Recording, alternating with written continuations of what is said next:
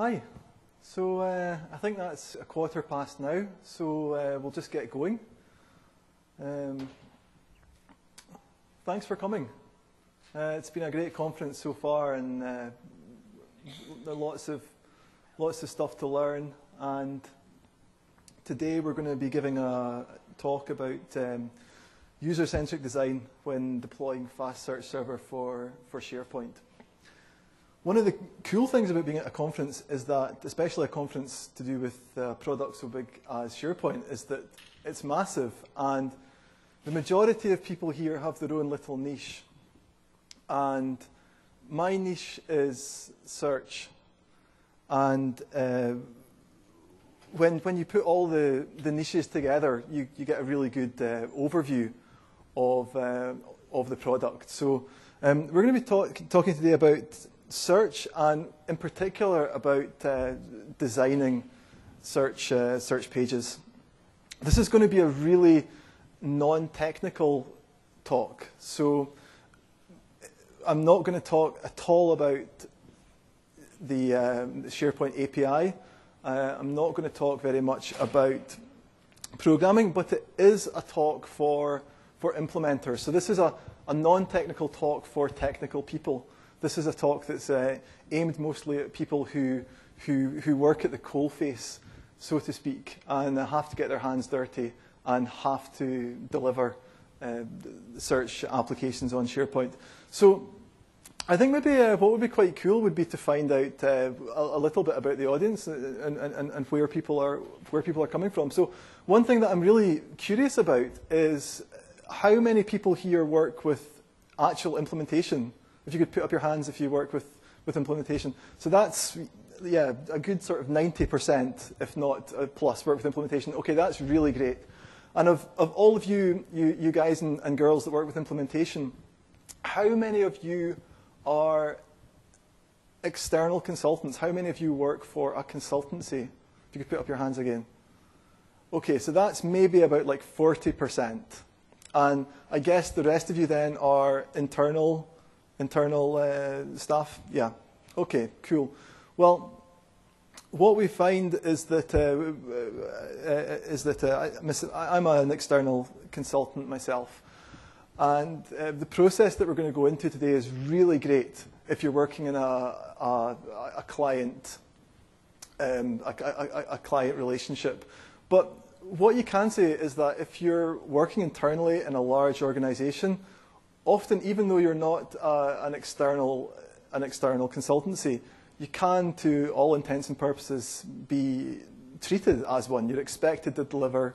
You have to deal with stakeholders. You're judged on your performance. So that's what we're going to speak about today. Just a little bit about myself. Like a lot of fast people, I have got a background in .com engineering. So I was one of the first front-end developers at Yahoo's product search. Those of you who have seen my name and heard me talk probably know that I'm from Scotland originally, but I've lived in Norway since 2000. And the reason I've lived in Norway is because when I graduated, the first job that I got out of university was working for this search company in Oslo. And actually, Oslo is kind of like a hotbed of search technologists. So Fast is originally Norwegian. They have their offices in Oslo city centre. So there's a lot of technology, and there's a really great environment for search in Norway. I've also worked a lot with Yellow Pages, and I've been an academic. It was really interesting because this morning we were at a breakfast for search professionals, and the guy that was giving the talk there from BA Insight, that was a great talk. He mentioned that he used to work in academia as well, and anybody who works in academia can just hold forth for hours about anything. So I'm really going to try, and my wife would definitely agree with that.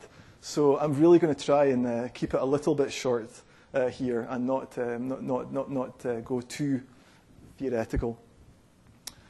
So what we're going to talk about is user-centric design. And we're going to try and talk about that in a SharePoint context. because there are a few unique challenges that SharePoint faces when trying to deliver user-centric designs on that platform. A lot of these challenges are related to the fact that SharePoint is something which is deployed inside the firewall these days. Although it was really interesting at the keynote yesterday when we got that statistic that actually 67% of all SharePoint applications are now available outside of the firewall as well as inside of the firewall. So that was like a really interesting statistic. So what you could say is that working with search, a few years ago, search was almost all on the internet. And then last year, or the year before, when Fast was bought by Microsoft to power search in SharePoint, search became a lot more about intranet applications. But what's interesting is that it's maybe going to become slightly more externally facing in the future. We don't know. Nobody knows what's going to happen. But I'm going to talk mostly. I'm going to talk a little bit about intranet development and internet development, but specifically about intranet development. So this is the agenda for today. We're going to talk first a little bit about like what user-centric design actually is and why we need it. We're going to talk a bit about Agile and Scrum, because Agile development is really, or at least Scrum development, is really a prerequisite to the way that we do our Sprint Zero stage. So we're going to speak about how Sprint Zero fits into an Agile process, or how Agile fits into a Sprint Zero process, depending on your perspective. We're going to speak about what you actually do. Like, it's all very well speaking about how you should have a user-centric design process and about how this is a really great thing, but really what's needed is an actual defined process for how to go forward with user-centric design. And what you're going to find is that once you see that process listed up and written down and clearly defined, that all of the other things fall into place really easily. So just having a shared understanding for your team of what you're going to do to make your website really, really great for users means that just happens almost by itself. So we're going to talk a lot about process today. And something quite cool happened last year, because Comperio, which I should have mentioned at the outset, which is the consultancy that I work for, which specializes in search, was approached by Microsoft to make some prototypes for their technical sales staff. So these are prototypes of search applications which really showcase what search for SharePoint can do. And what we've got there is we've got some nice storyboards, we've got some nice personas, we've got some nice user stories that really encapsulate how you should go about creating user-centric applications. So I'm going to show those at the end just to give like a little example of the deliverables and the artifacts that the Sprint Zero process is going to create. Because one of the really important things about design is that design's a really subjective process, or a subjective thing. So what one person thinks is absolutely fantastic, the next person thinks is terrible. So what's really, really important in a design process is to document the basis for your decisions, and then communicate that documentation out to the stakeholders in your organization, and anybody indeed involved in the process. So that means that when we go through this process, we're going to create documentation, but we're not going to make the mistake that maybe a lot of pre-project stages do, or project planning stages do, where you get like a doorstep that's like down on your desk, which is unreadable and kind of useless, because who's going to read all that, reams and reams and reams of paper? So we're going to speak a little bit about how you make documentation compelling and digestible. And then at the end, we're going to have some QA if anyone's got any questions. And please feel free to butt in when we're underway as well.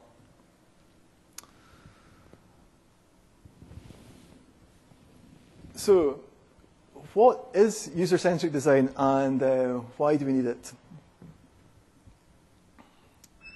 And isn't it just like horrible marketing speak? Does it actually mean anything? And of course, the answer is that yes, it is horrible marketing speak. That's what it is. But it's also underpinned by something which is real. And what we're doing is we're saying that there's this thing called user-centric design, and that's something which everyone can latch onto. But it does have a meaning. And we're going to speak a little bit about that just now. So, search applications fail, and most search applications fail, probably. But then what's the nature of failure? Because the nature of failure is that it hasn't met some notion of success. And how do we define some notion of success? But search applications fail because the people who use search applications are not the people who buy them.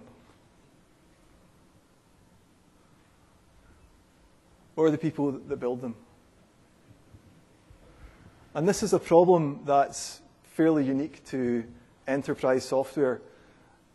If you were going to define enterprise software, if you really had to scrabble around for one little definition that best describes what enterprise software actually is, and there's loads of definitions, but perhaps the best one is that enterprise software is software where one group has bought it for another group to use or consume. So the people that actually use it aren't the people that buy it. And this creates some quite funky dynamics in supply and demand, because what that means is if the users really hate it, if they really can't abide it and they don't want to use it, if that software in fact really doesn't solve any of the challenges that it's there to solve, then actually there's nothing can be done necessarily, at least not by the end users.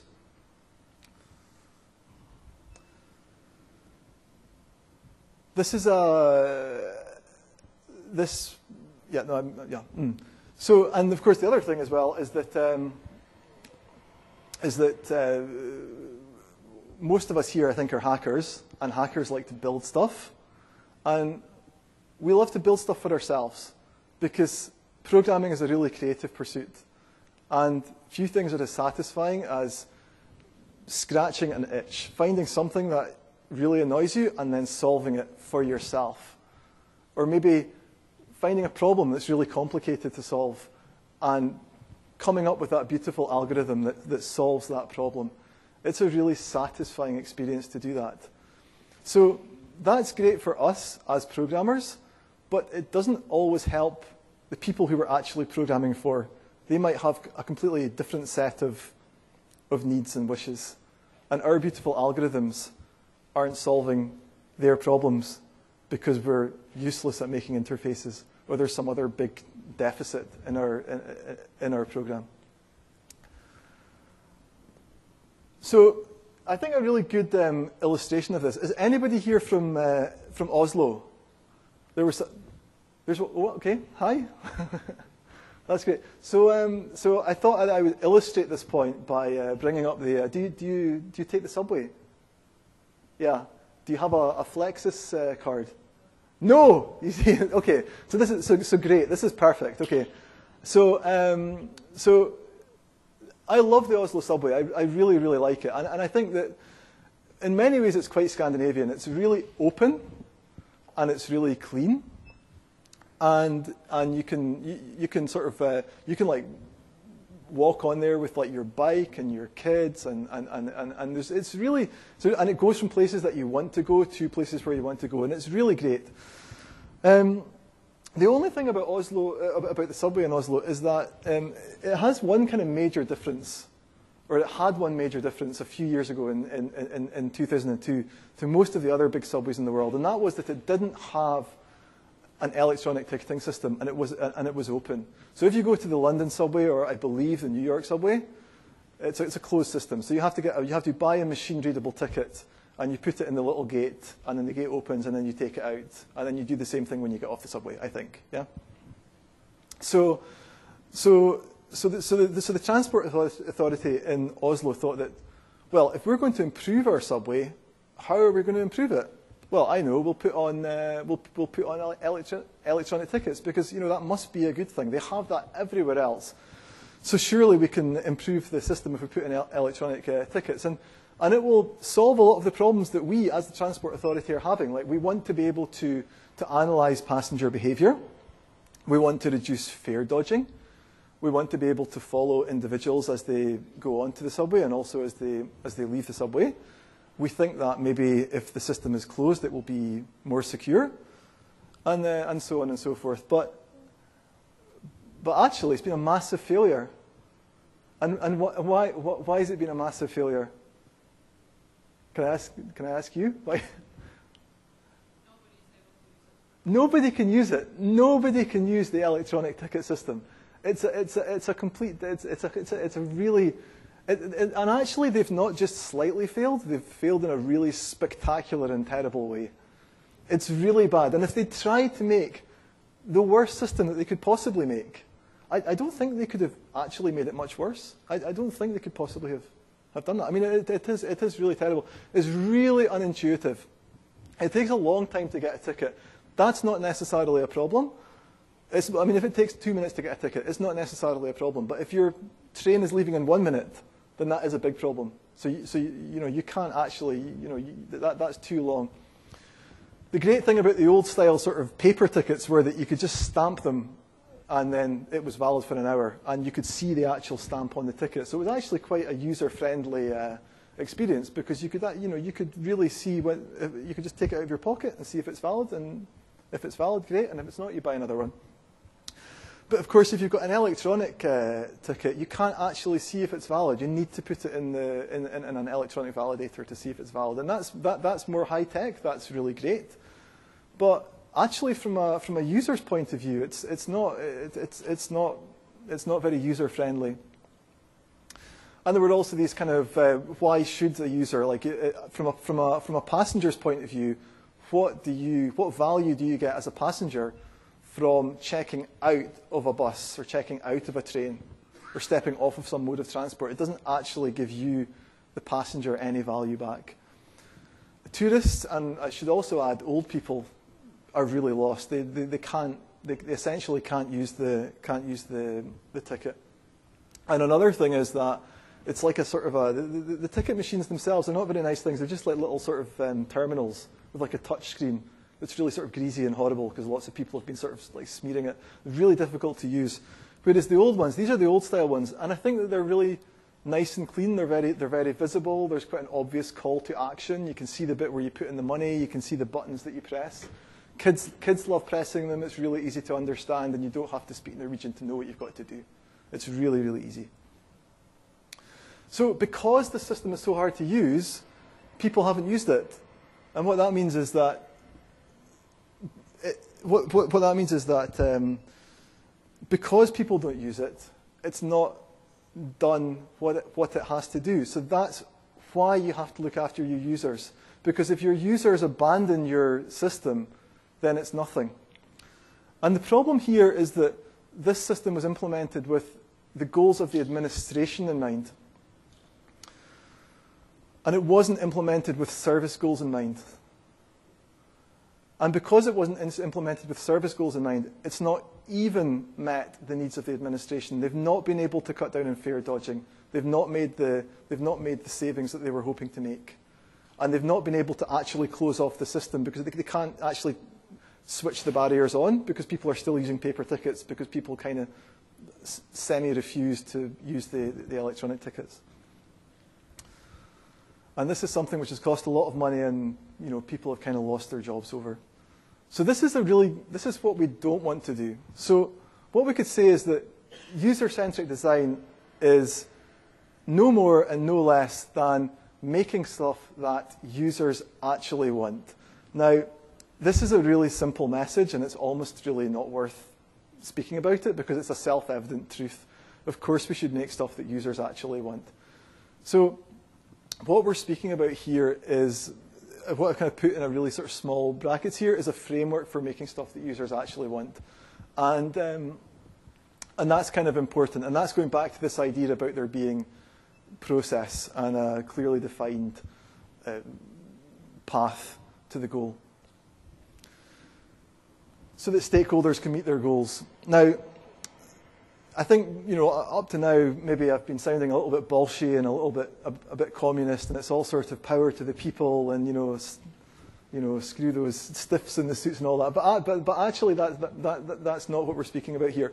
What we're speaking about is equipping stakeholders with the documentation and the insights and the ideas to be able to make the right decisions.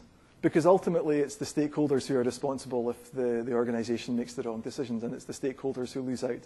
So this process starts and ends, with the stakeholder.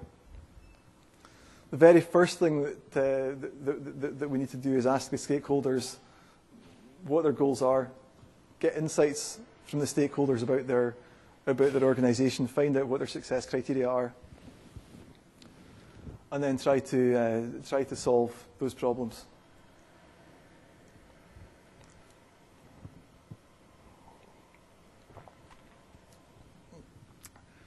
So I'm guessing that everyone here, this is a room mostly full of developers, and I'm guessing that everybody here is using Agile development, or at least like sort of most of you are. So, is anybody not using Agile development? One chap at the back. Good. It's good to be different.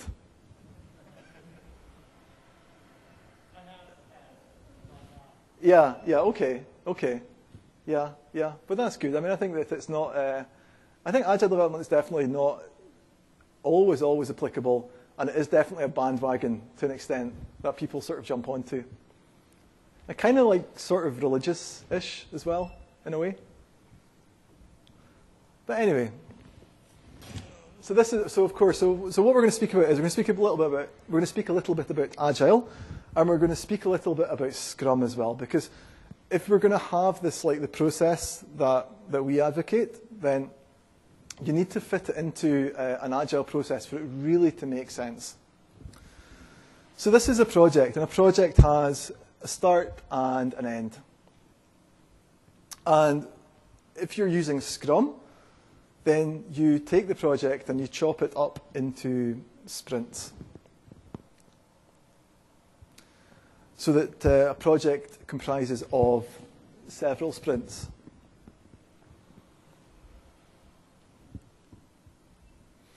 But the challenge, of course, is to make sure that you're actually making the right thing. Because this can happen. You can have the most perfect, the best Agile process, the best project management. People can turn up to work at the right time every day and work really late into the night, and you can have like no sick days at all. And you can program thousands and thousands and thousands of lines of code. But really, at the end of the day, if you've not decided what you're going to, you're going to get out at the end of the project what you've decided you're going to make at the beginning of the project. And another thing that we should say at this point is that there are some strands of Scrum theorists who believe that actually you shouldn't have a planning phase at all. You should just sort of let the project evolve organically. So the idea of having a sprint zero at the beginning is not completely accepted universally. But I would definitely say that if you're making a product that is going to be delivered to users, you have to do this. You can't afford to not do this. If you're going to not do it, then you're not going to be able to deliver what the users actually want. So you can take away a sprint zero if you're making an internal project. If you're making, for example, some part of a web application that's going to be consumed by another part of the web application and maybe never see the light of day, where you as the development team are essentially the user group, you can cut out a sprint zero under those circumstances. But if you're actually going to have to deliver a project for people who maybe you've never even met or maybe never even heard about, then you're going to have to put a sprint zero at the beginning. So sprint 0 is the very first sprint.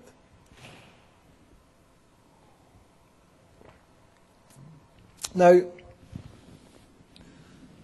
in a way, this is nothing new. I think having a project planning phase is something which has always been done.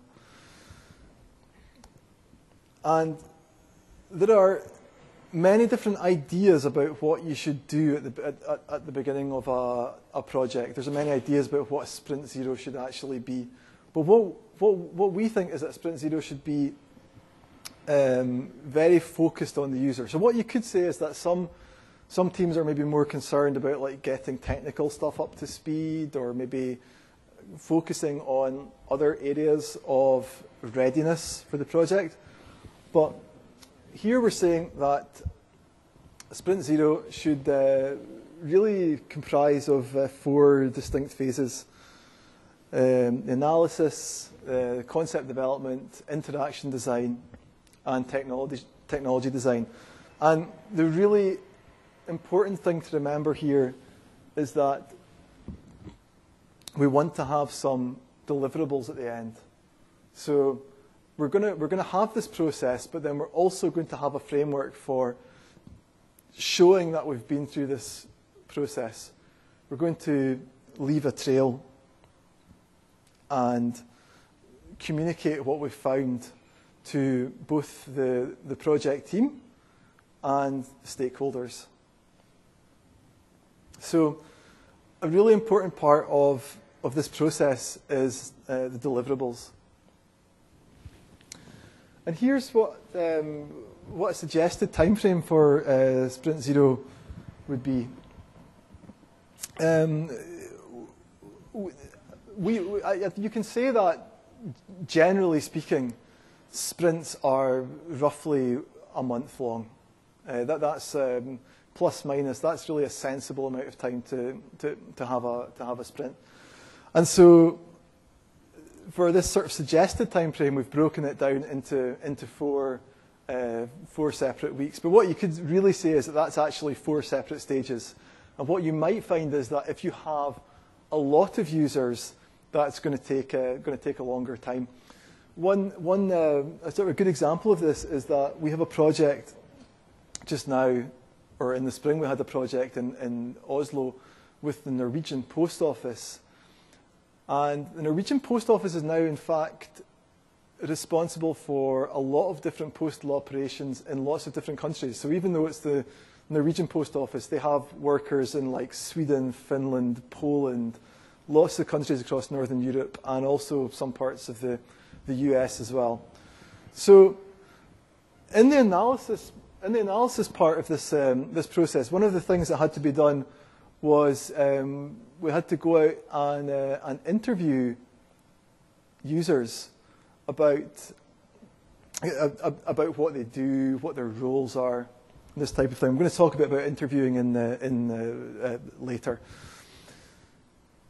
But because there were so many different types of user, this process was actually stretched out to about 2 months. So just this first week took about 2 months to do. So there's no straight sort of answer for how much time you should use on this first sprint 0. But you could say that in the first week, really the first thing that you want to do is speak to your stakeholders, because you need to find out from your stakeholders where the pressure points are in their business. Like, why did they actually ring you up in the first place? Why are you there? What problems are you there to solve?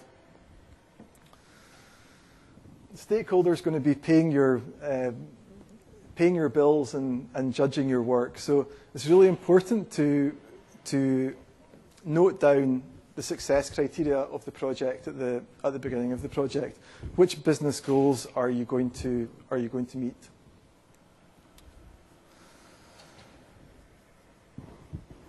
The second thing we're going to do is we're going to go out and we're going to interview users. Now, this is a really crucial part of the process, and user interviews or interviewing users is actually a subject in itself. And from interviewing users, we're going to create personas and roles, which we're going to be using later on. So that's really. I'm not going to go too deeply into these things at the moment, but just so that we know that we've got an analysis stage, we've got a concept development stage, we've got like an interaction design stage where we're going to be wireframing, we're going to be doing system architecture, we're going to be seeing what we've got underneath the hood, what have we got in the back end, where are all the information silos. And we're going to find out if, like, is it possible for these wireframes that we've got, is it possible for them to actually work? Do we have the data to make these things exist?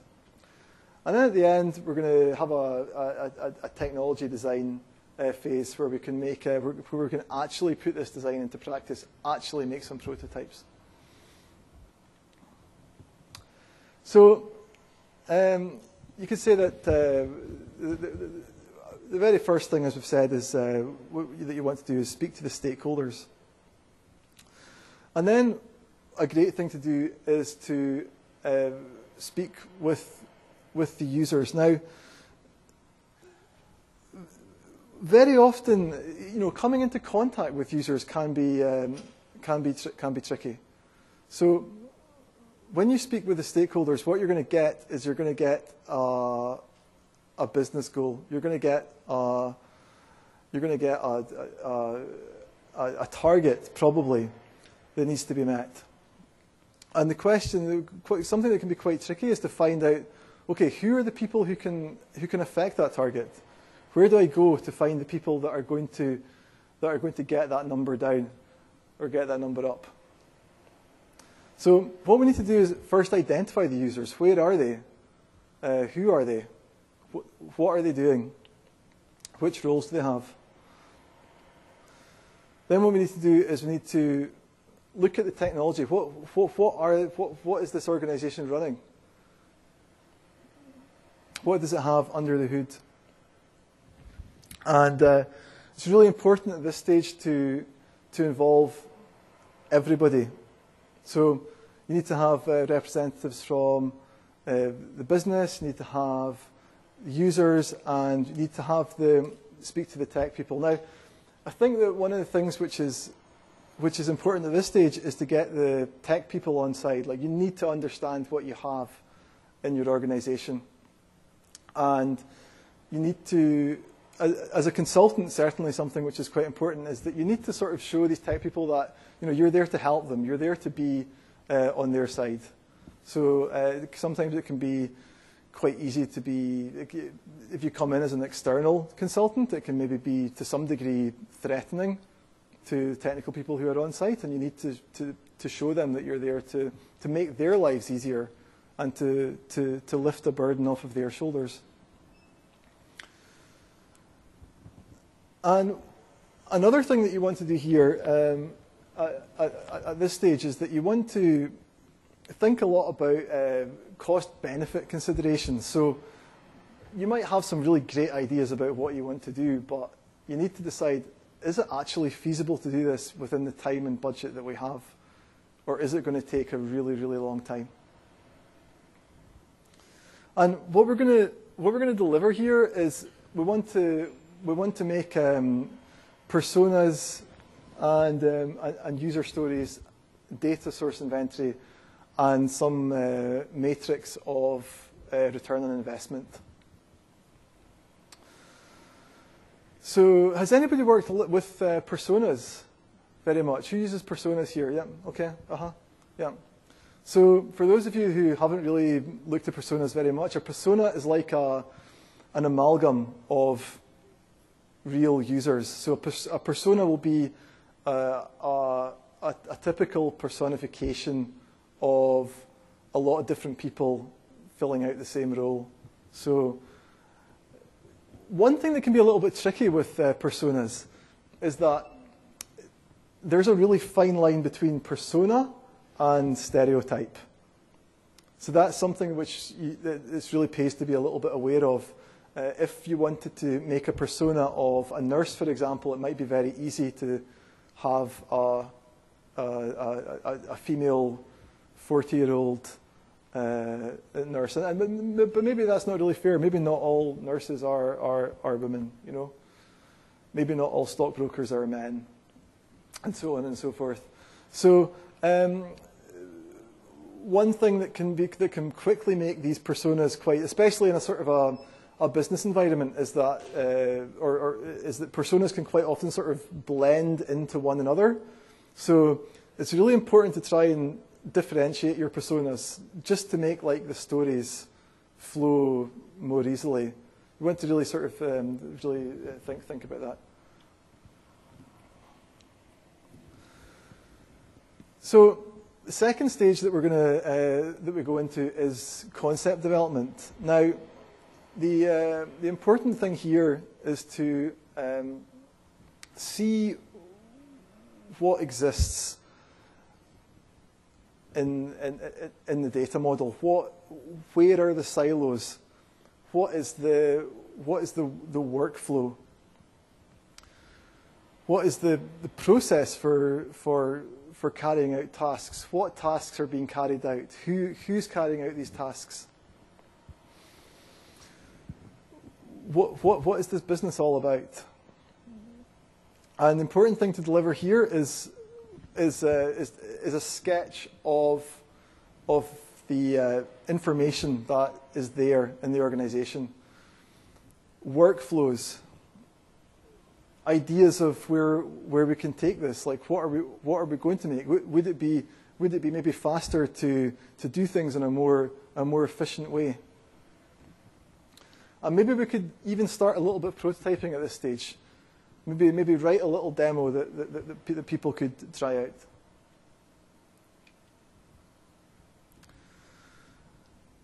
And then in the third week, this is when you've gained an understanding of what's going on in the organization. You've seen where the pressure points are.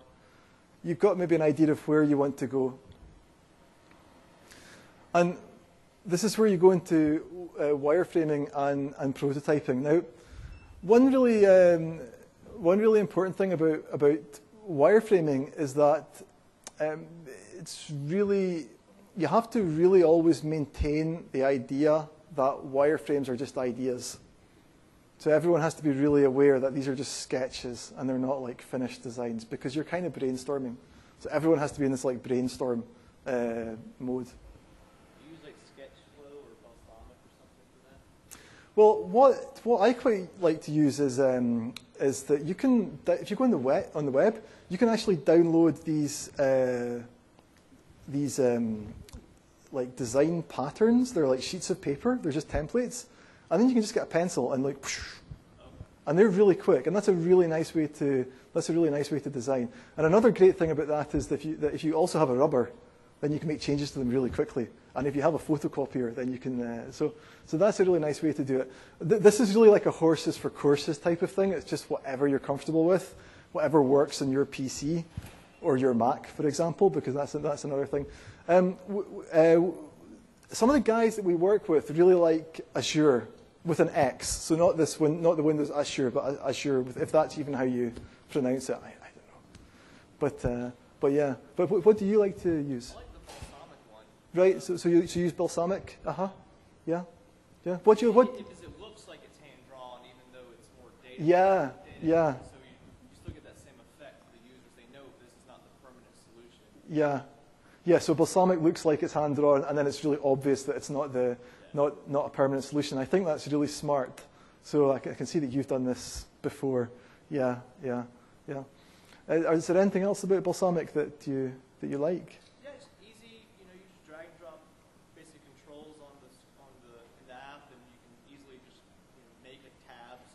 Yeah. UI elements that you're wanting to represent. Oh, really? So you actually get UI elements also in that? They look like they're hand drawn. Yeah, but they look like they're hand drawn. Yeah. There's actually quite a bit. There's some 2010 ribbon stuff you can download that's pretty Some 2010 SharePoint ribbon.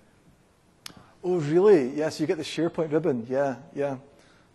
No, I think that's really important actually, and one of the things I should say about these prototypes that I'm going to show at the end, which are actually HTML prototypes, is that when we first showed them to Microsoft, we had them without the SharePoint ribbon. And one of the first bits of feedback that we got was, we really love those prototypes, guys, but can you make them look more SharePointy? Can you put in the SharePoint ribbon? So. At work, we get asked to do the opposite. Can you make it less SharePoint? Well, exactly. This is I think in this case, Microsoft would be a special case. But yeah, it's what people are familiar with, you know.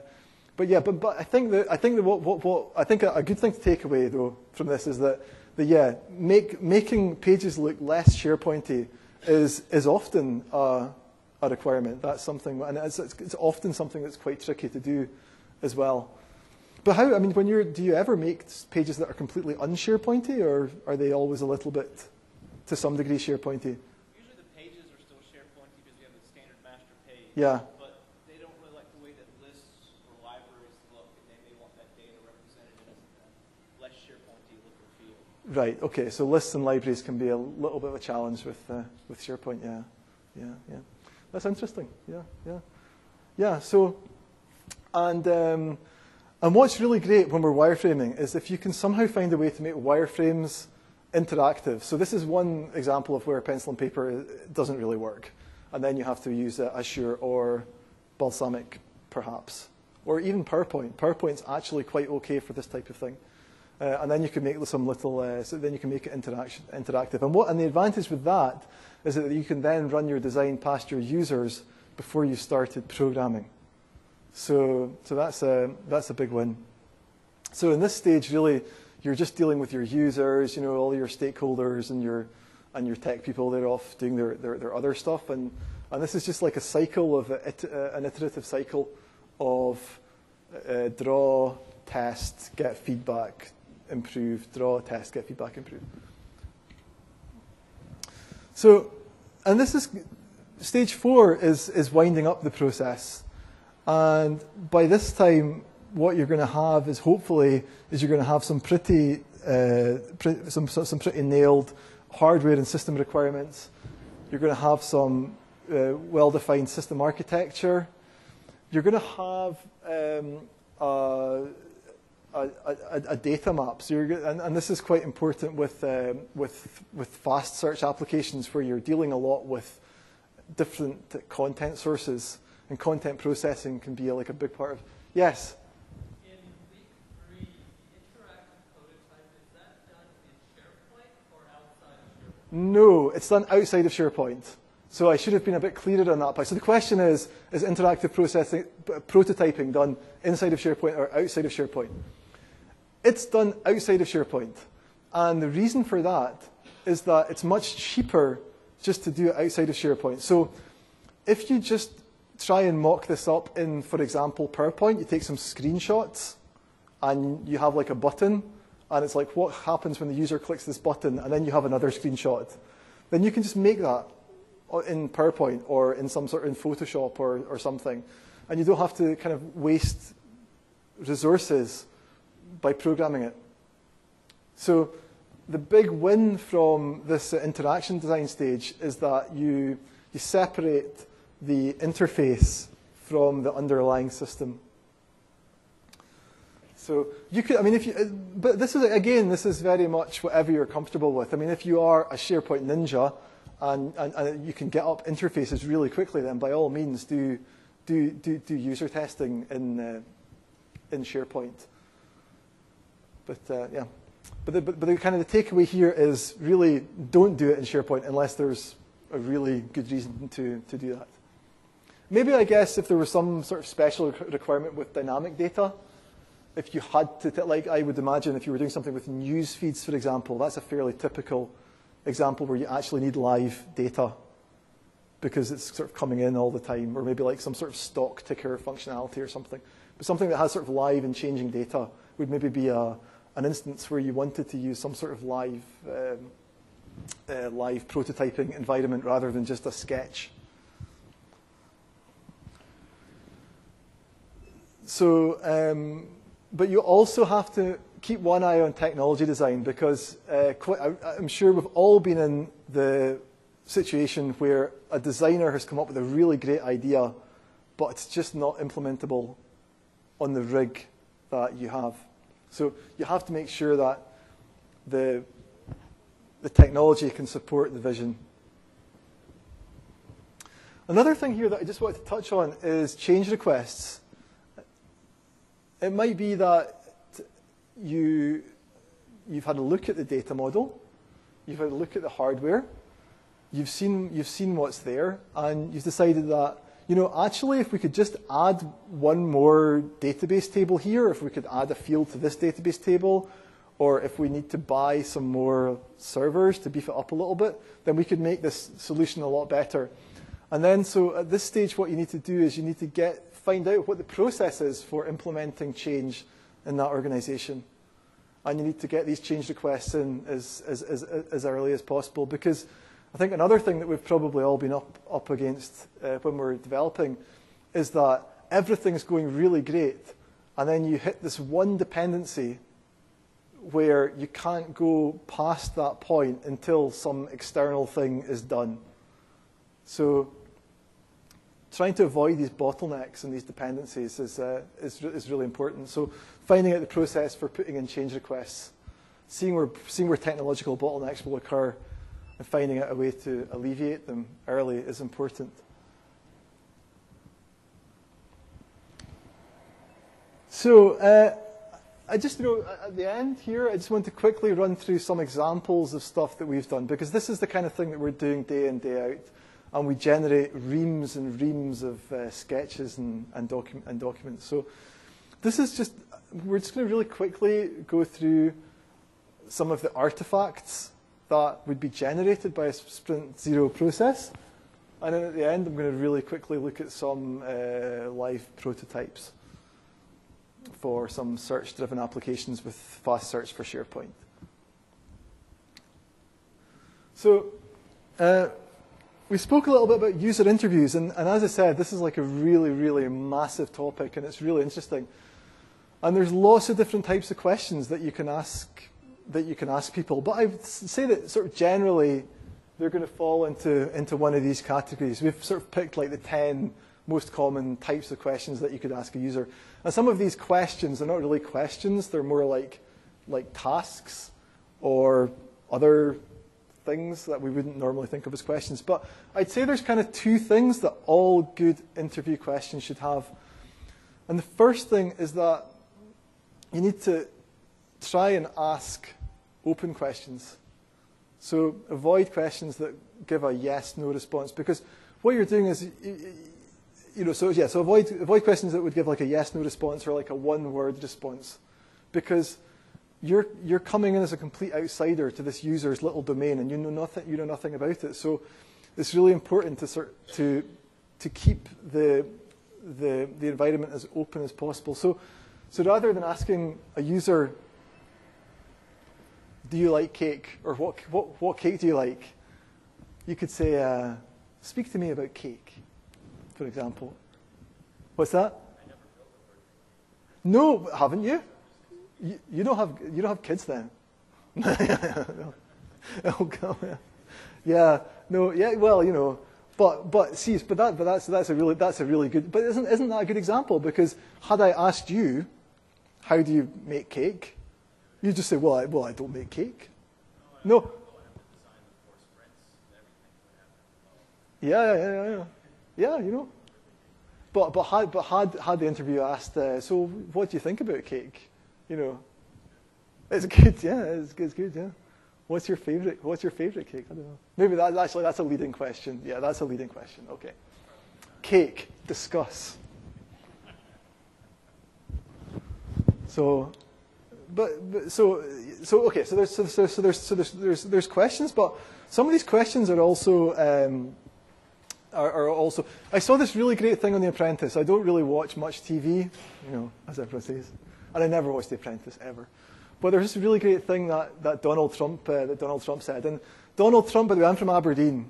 So Donald Trump, he's a bit of a talking point at the moment because he's building his next golf course in Aberdeen.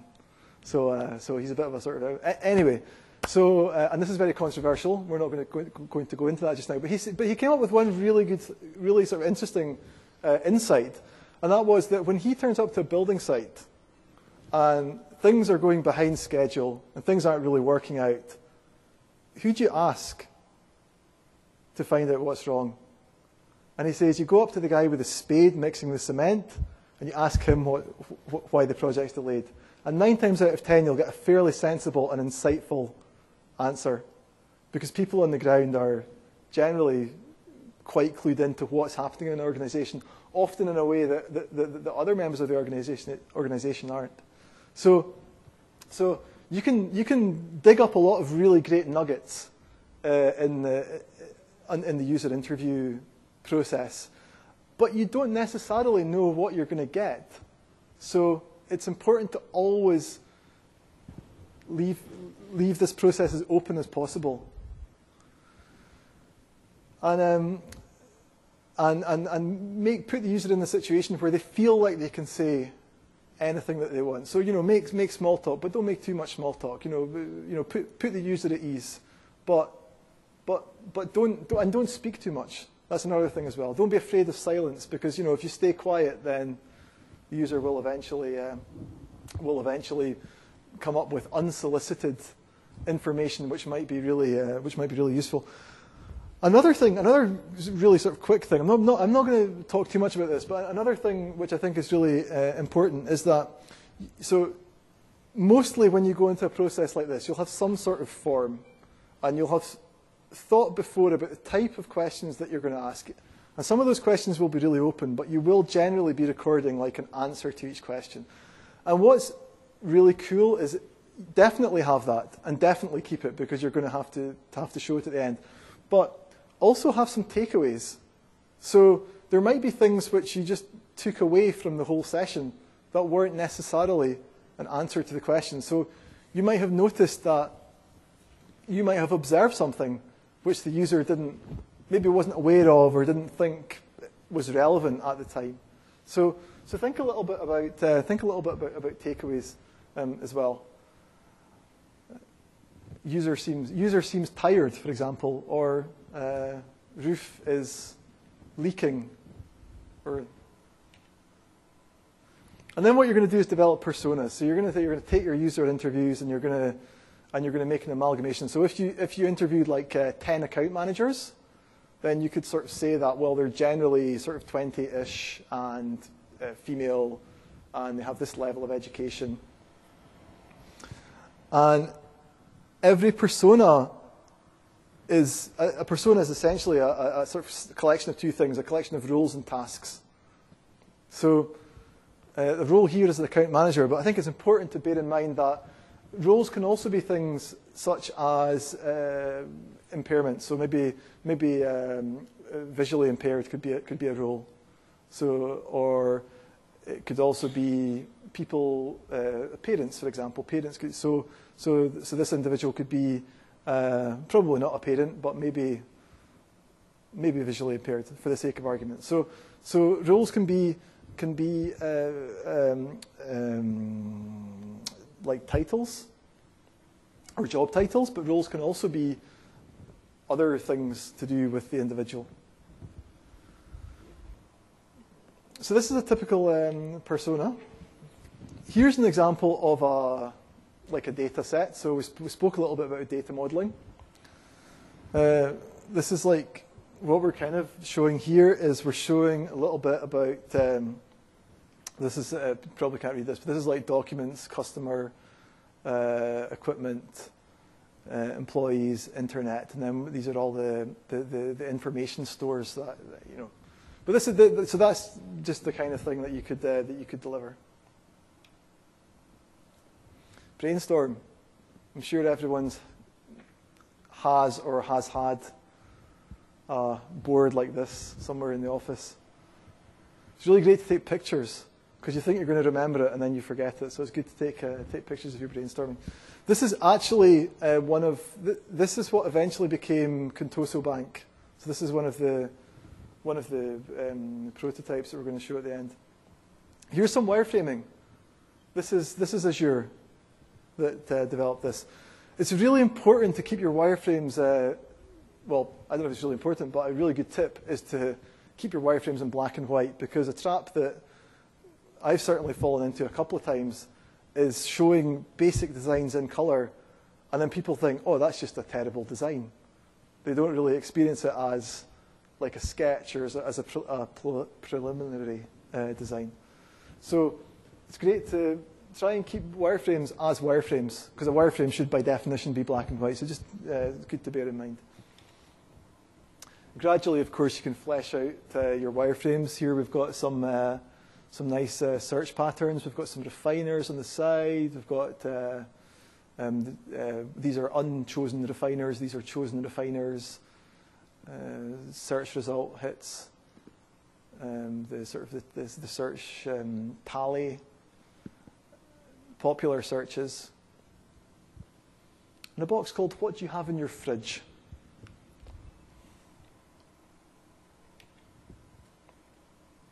And again, this is an example of some more.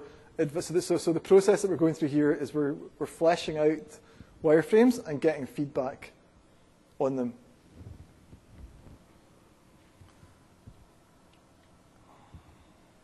And here's another example of a document design. Scanned documents are quite tricky in FAST. So there's a sort of set of unique challenges that you would have to face if you're indexing scanned documents. And why on earth would you index scanned documents? And yeah, it's generally because there's they're stamped or they're signed and they're so. And here's just another example of some more search patterns. This is a refiner. It's really important to realize that I think in some other sessions we've spoken a lot about how search is more than just 10 blue links. And when we're thinking about fast search for SharePoint, it's really good to think about some different ways of presenting data. And the business intelligence guys have got some really great ideas around about this. So some really good people to speak about on the presentation of, if you can't get in touch with a search specialist, because there's not too many search specialists around and we're not always available, but if you can get in touch with a search specialist, business intelligence specialists often have a lot of good ideas about how to present refiners, because these are refiners here, and other ways of visualizing data. So I'm just going to show some SharePoint prototypes now that we've made for Microsoft, and what's kind of what I just want to sort of show here is just have a little idea of the type of artifacts that you could deliver to a customer. So if customers ask you to come in and do a sprint zero, and what are they expecting back at the end of the day? And what they're expecting back is what I'm just going to show you here for every business goal, or what you could potentially, if you were doing this type of sprint zero, what you could deliver to the customer. So this is Contoso Bank, and the business goal here is that, so at the beginning, the stakeholders have said that we have this new product and we want to sell more of it. So that's pretty much the business goal, I think, for a lot of different, most businesses. And what we have here is we have a chap called Steve Lasker. He's like a persona. And Steve Lasker is a profile for a typical investor. And then we have Jim Corbin, who is an advisor. And he works in a call center. And he's the guy that normally deals with Steve Lasker's affairs, or financial affairs at least. And then we have Melissa Macbeth, who is an expert in microfinancing. And then what we're going to do is we're going to write a little, like a little storyboard. So this is a part of your sprint.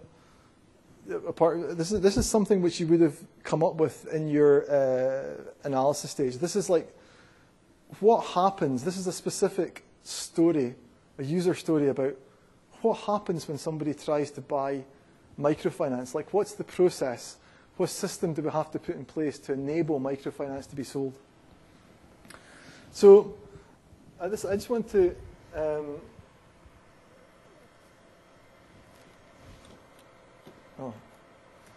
Sorry, my computer is going to sleep here.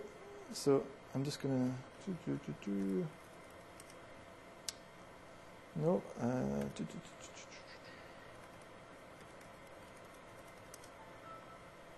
Okay, so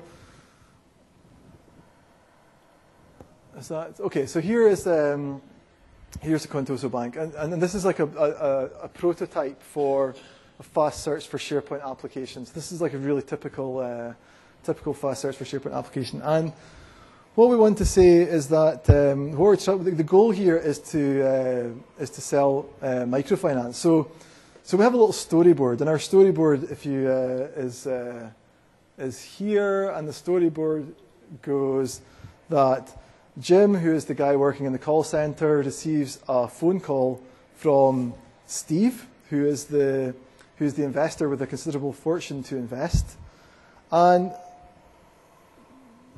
Steve asks about microfinancing.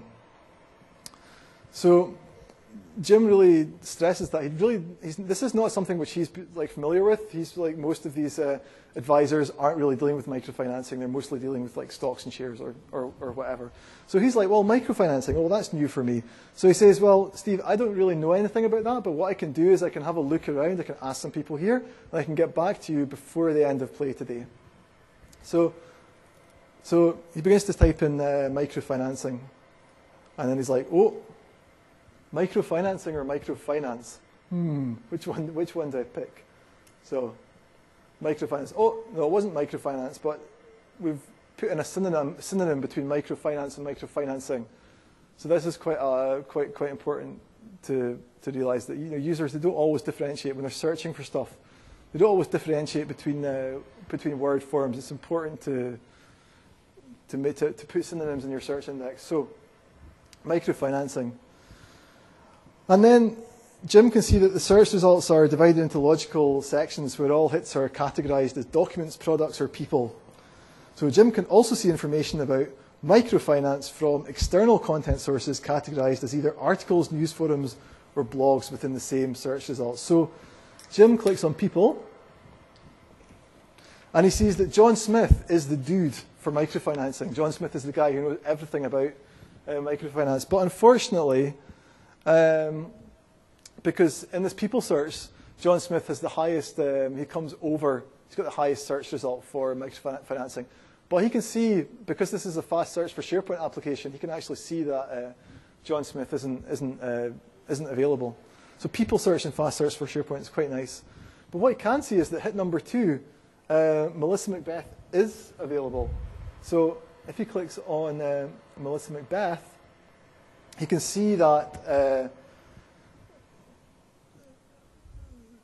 she has a document called All You Need to Know About Microfinancing. So Jim then saves that document to his workspace and emails it back to Steve, who was the gentleman who initiated this process to find out about microfinancing.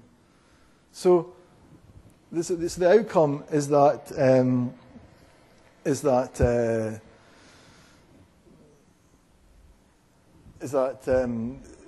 it's now 3:15, and Jim can easily talk to 2 or 3 more clients before the end of business that day. Whereas if he hadn't had this search for SharePoint application, he might have been digging around on the file server for hours and hours and hours and hours and hours. So that's the return on investment demonstrated there.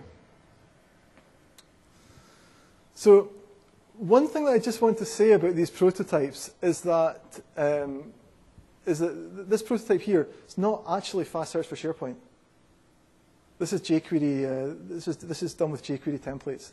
But what's really cool about making prototypes in jQuery is that you can plug them directly into fast search afterwards.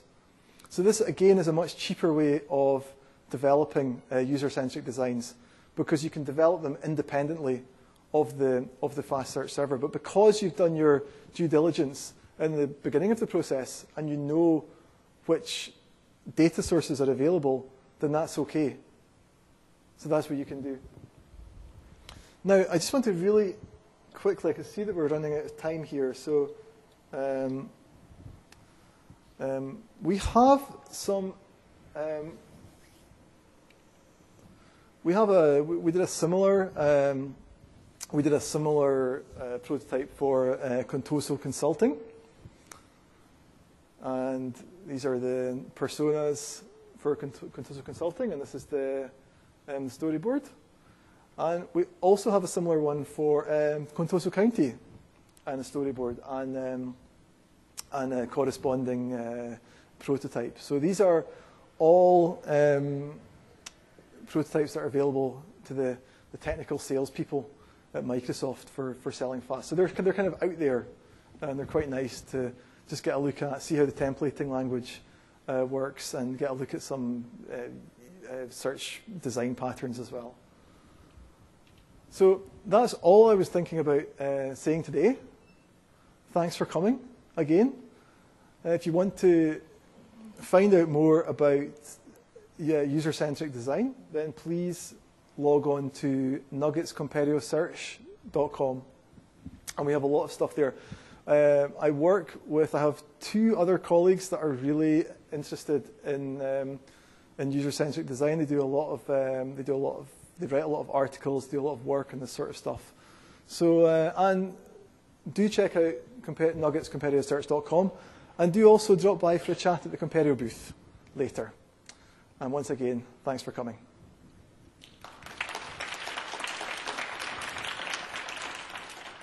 Were there any questions? Yes? Those Contoso stories, Yes. are they available? Yes, they're available through your technical sales consultant. Yeah, but I think they're available. I don't know the exact process for getting hold of them. But you know what? I'm going to speak to Mark Stone. If you want, would you like to have them sent over? Yes. Yeah. Okay. Well, we can exchange details, and I'll get in touch with you about those. Yeah. Yes. Your synonyms that are coming up complete. Yes. It's not clever enough to detect or no results for one of your synonyms.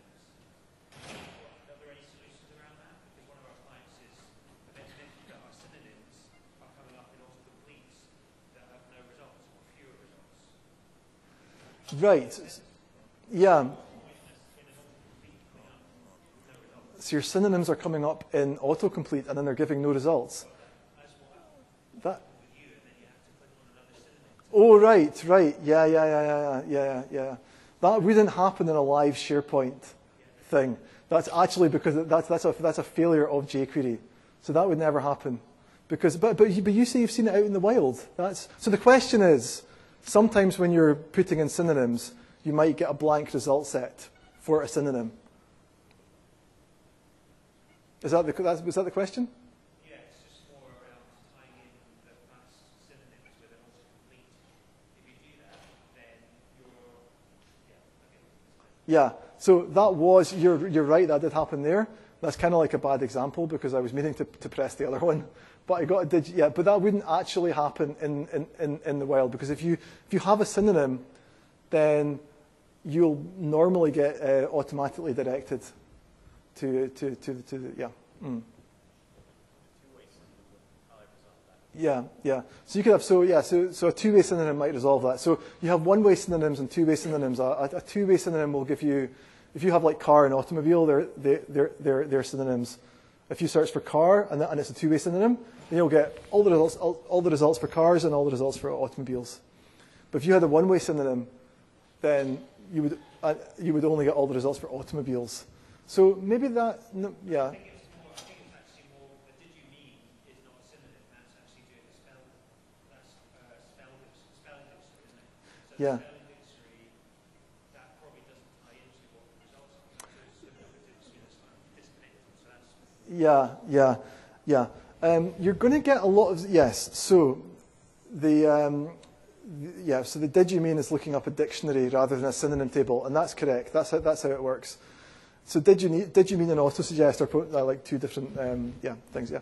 So, but if you, so you will get zero result queries. That's unavoidable. And you learn a lot about your search installation by seeing which queries are giving you zero results. Like which queries are users typing in and not getting results for. So But the really important thing with did you mean is that when you get a did you mean, that links to a result page.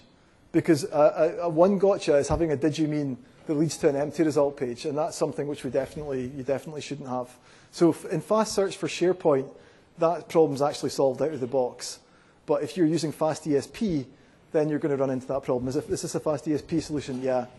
So then you're going to have to do a little bit more programming on the back end. But do feel free to, we can talk about that afterwards, because actually I think that we are really fast ESP people, or we all come from that background, and now we're doing fast search for SharePoint, so we can definitely help you with that. So come by afterwards. Yeah. So is there any? Okay. Well, thanks for dropping by.